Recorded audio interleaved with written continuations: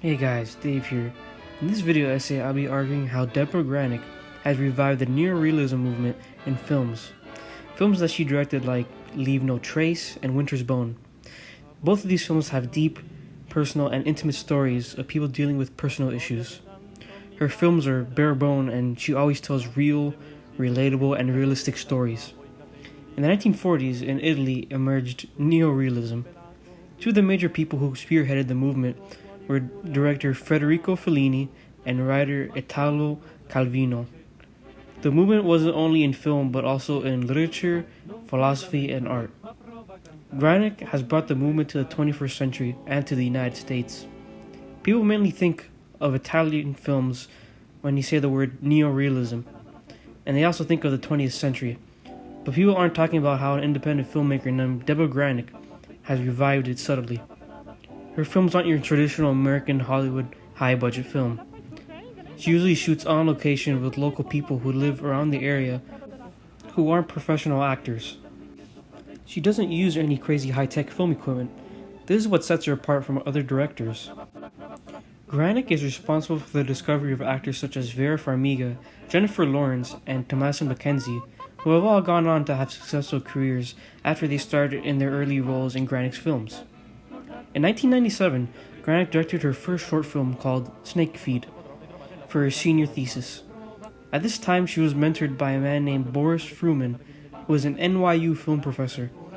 Boris shared his love of neorealism films with Granik, and these films would later influence her style of directing because of how much of an impact they had on her.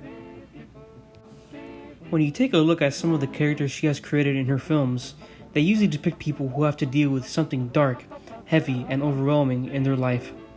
Through the course of the film, they unravel the true willpower of the main protagonist and an inspiring comeback for the character. Granik not only was inspired by the characters of the European neorealist films of the 20th century, but by her own struggles in her life and career. Many of her films have been rejected for distribution for being too dark. Many distributors fear that word dark because they feel that they might lose audiences and alienate them. So with all these hardships, Granik uses these rejections to fuel her to form even better stories and creating new protagonists who pushes through tough times. One of Vera Farmiga's earliest roles was the 2004 film Down to the Bone.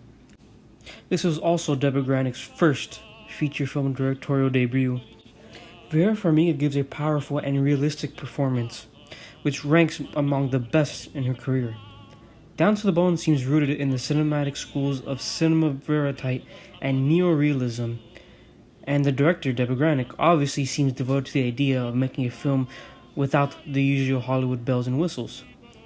So the film depicts the bleakness of drug addiction, but without sensationalizing it with the usual tropes, overdoses, guns, car crashes, etc. The end of the film is left ambiguous, which forces the film viewer to forego the simplicities of a stock ending. The audience is given the ability to draw their own conclusions. Your choice. Does the film have a happy ending or not? Of course, this is not too dissimilar to the dilemmas that people faced in real life. And this is what neorealism films are all about. They show the everyday struggles of human beings trying to survive. Italian neorealism, for example, mainly came up in the 1940s after the fall of Benito Mussolini.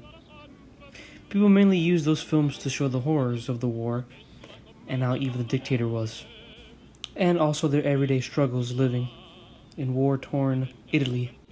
Here's a clip of how Debra Granik was inspired by neorealism. But I am a very loyal neorealist, I love those films. From all countries produce neorealist films, and historically they have, and still in today's world. And I love to tell films about the lives of everyday people, and I love to show real details of their life, visual anthropology. So those ingredients kind of stay very consistent.